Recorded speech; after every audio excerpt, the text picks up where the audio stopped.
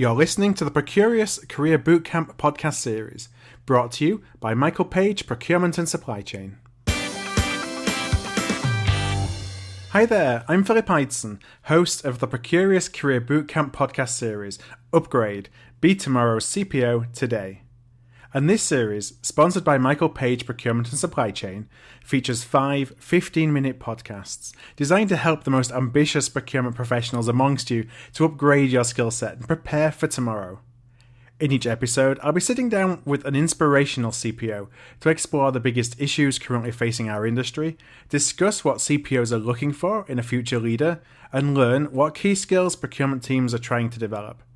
Matthew Friend, Associate Director at Michael Page Procurement and Supply Chain, will also provide some top tips and key takeaways as we wrap up each podcast. Today, I'm joined by Ninian Wilson, Global Supply Chain Director and CEO for telecommunications colossus Vodafone Procurement. And I start by asking Ninian, what is he most passionate about when it comes to the evolution of procurement?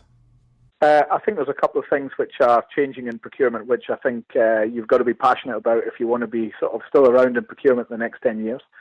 I think the thing that I'm most passionate about is the whole digital revolution that's coming to supply chain and procurement. I think it's a tremendously exciting time for us, and does provide a platform for the next step change in procurement. So that's one around digital. Mm-hmm. The second one, which I am really excited about, is innovation within supply chain and bringing in new suppliers. And I think new architectures are making it easier for new suppliers to come in. And then thirdly, as always, absolutely passionate about people and people development, which has been a theme all my career.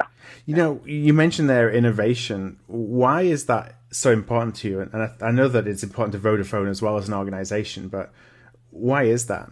Well, I think if your company doesn't innovate, then eventually you end up in a position where people innovate around your company, and your company then ends up in a position where it could be unsuccessful in terms of what it tries to do. So for me, it's part of and should be the lifeblood of a company, trying to continuously innovate with new companies, new products, new services, new capabilities.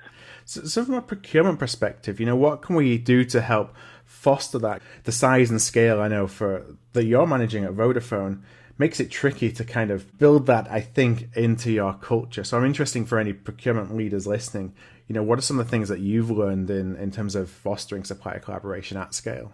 Yeah, so Phil, if I just take you through a few things which we're doing in Vodafone to try and foster that culture of innovation, and I agree with you, it's not easy to do. Mm-hmm. So big companies get used to dealing with big companies. They don't get used to dealing with small companies.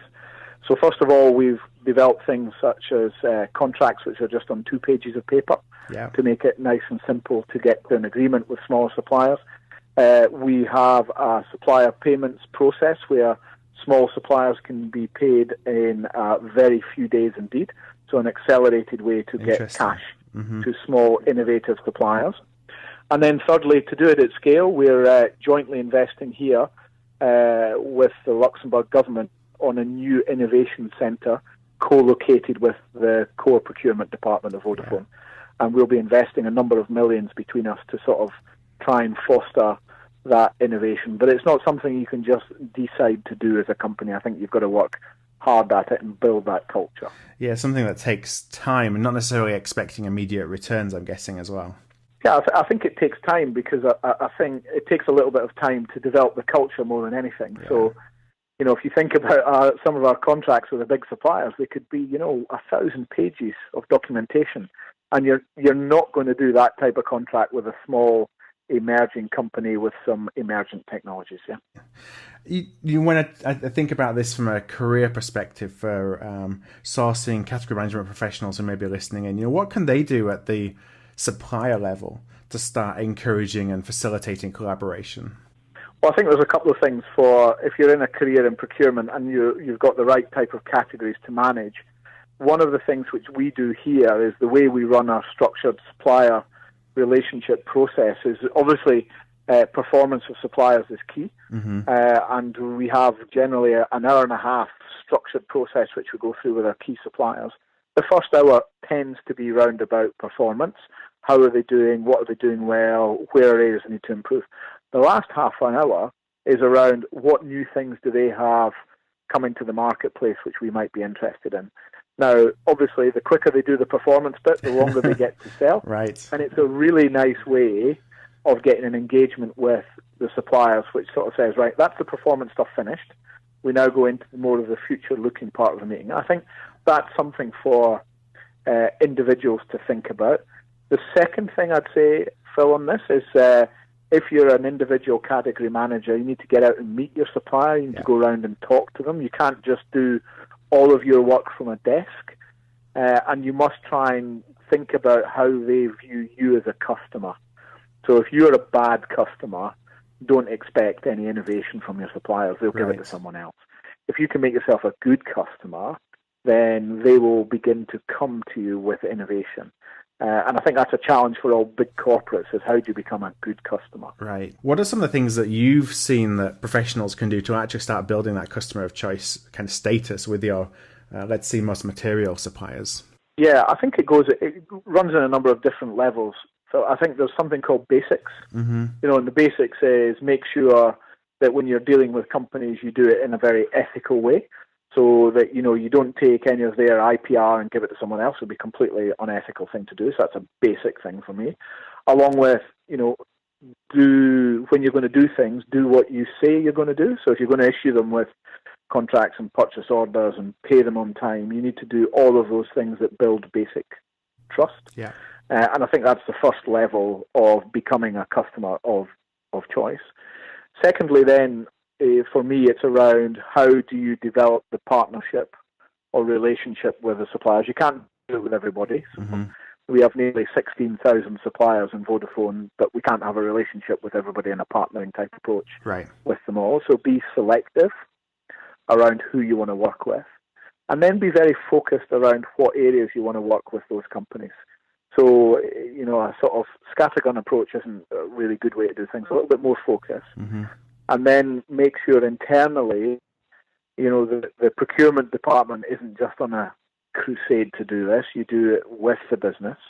You take the business with you, and that you're very aligned to the business priorities. There's no point in saying to a partner, go left, when the business, in fact, wants to go right. Yeah. So having that alignment, I think, is very important. Yeah. No, that completely makes sense. And, I think that we talked a little bit about the fact that the profession's evolving. You talked about some of the things that you're passionate about, and that's all related to change and opportunities. And yes, maybe some risks, but I think there's a lot of opportunities for procurement professionals. But as you start to think about the folks that you bring in, you hire at Vodafone, what kind of skills are you looking for in a procurement professional and a procurement leader today? And also, I'm interested in how that's evolved. Really good question, actually. I think it's constantly evolving. I think one of the things that stays pretty common from even when I was sort of younger in the profession, when I first started back in 1990, is a way in terms of what we call stakeholder management, in terms of how you work with key stakeholders in the business, how you get them on board, how you keep them up to date, how you engage. I think today's modern jargon would be business partnering, and how supply chain individuals can partner with other individuals in the business to make things happen and keep everybody aligned. Yeah. So I think that's very one common skill. I think when I joined, we were looking for just super great negotiators. I think that's changing now, and I think as we move more and more digital, we'll even be trying to hire some data rock stars, as we call them. So some people who are not quite data scientists, but very close to it, who understand how data is structured, understand how to manipulate it, how to present it, how to get insights from data and information as the whole AI piece, business analytics, etc., explodes in procurement, and that's definitely what's happening today. So that skill base is changing a little, Yeah, it's interesting that we'll have access to more and more data than we can probably ever have imagined, but it's really difficult to know what to do with it. Exactly, and if you can't structure it, stream it, gain insight, then it's just data. So for us, that will be a new skill we're developing. We've got one of our young staff here. He's absolutely fantastic, and he is a data scientist, and he's helping us on our process analytics, pointing out where we've got poor process, which is impacting how people work with supply chain in the business. Yeah. And he's a very valuable asset, and there's not many of them around, so I'm not going to say his name on the call. But, I think you'll see more and more of that in supply chain. Yeah. So more analysis skills, more analytics skills, and more understanding of data and data structures. Interesting. Sure. Would you, or do you encourage members of your team to take opportunities to go and work in different locations? Because I know, speaking from my own personal experience, I've been very fortunate to have that opportunity. And it just did so much in terms of my maturity from a cultural perspective. I wonder if that's something that you encourage within your team, to go and kind of get those real world experiences so they can bring them back and have a more of a broader outlook. Absolutely. You would find me 100%, 110%, if I'm allowed to go over the 100, supportive of that. We've brought a number of people from our Indian business to the Luxembourg office to try and sort of move people around. We find it a little bit difficult to get people to move out of Luxembourg once they've got here, because they quite like the location. But I was just meeting our head of German procurement a couple of minutes before the call. He works in our Düsseldorf office, used to work here in Luxembourg, and we are very keen on rotating staff in and out of the procurement company into different operating companies, so that they can learn a little bit more about the culture, a little bit more about how things get done around here, so to speak, because we think it enriches the individual. And those different perspectives, Phil, you're right. As a person, you grow and you have a better understanding of, the culture in Egypt or the culture in South Africa, if that was something you wanted to do. And we think it makes individuals more effective over time, working in a multicultural environment. Yeah, it just helps you bring more perspective, I think, to your decision making, and so you're not necessarily thinking that your way is the right way, because you're actually experiencing something that you said earlier around understanding there's different approaches to tackling the same problem. No, I completely agree, and I think the whole thing around having diversity of input into decisions is just a good thing. Yeah. I think you get better decisions when you've got a more diverse input to that decision-making process. Right. And over my career, I've sort of found that, and I've got enough things wrong to be able to vouch that a more diverse input does help you. Yeah. So I know that we only have a couple of minutes here left, and I have a series of quick-fire questions. So one-liners, they don't require a in-depth response, but really the first thing that comes to your mind, and it's a series of questions that I'm asking everybody who's joining us on this Career Bootcamp podcast. And the first one is, what's the biggest mistake that procurement professionals make? The biggest mistake is not engaging with the business and trying to do things by yourself. Right. Do you think that there's any value today in formal procurement certifications? Yes, because I think it gives you the base foundation upon which to build your career. So yes, I'm supportive of that. Okay. There is value. What do you know now that you wish you'd have known when you were 20? Oh, wow, what a great question. I wish I'd known a little bit more in terms of management techniques and how to figure people out. That's always the greatest mystery in life, is how to make someone tick. Yeah. What's the biggest opportunity for procurement as we look forward into the next 5 years? Digitization of supply chain, no question. It's the new frontier. And I think that answer on its own probably is deserving of a lot more questioning, but given this is quickfire, I'll go on to the last question that I have for you today, and that's, what's one thing that you recommend procurement professionals can actually do to stand out from the crowd? Always do what you say you're going to do. Hi there, it's Phil here again. And following our conversation, I sat down with Matthew Friend, Associate Director of Michael Page Procurement and Supply Chain, to get his take. I would challenge everyone listening to choose either a supplier, a category, a key customer, and try something different. Whether you're using data in to some degree or whether you're not at all, is challenge yourself.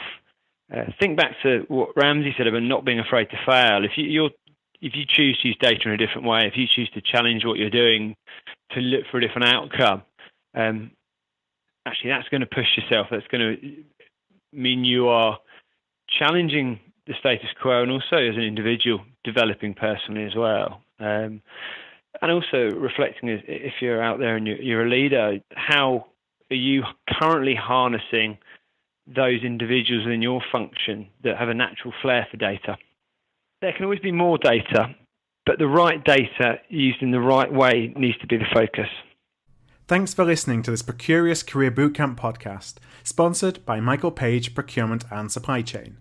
Head on over to Procurious.com for additional content via our blog and discussion board, or tweet us your questions and comments using the hashtag CareerBootcamp.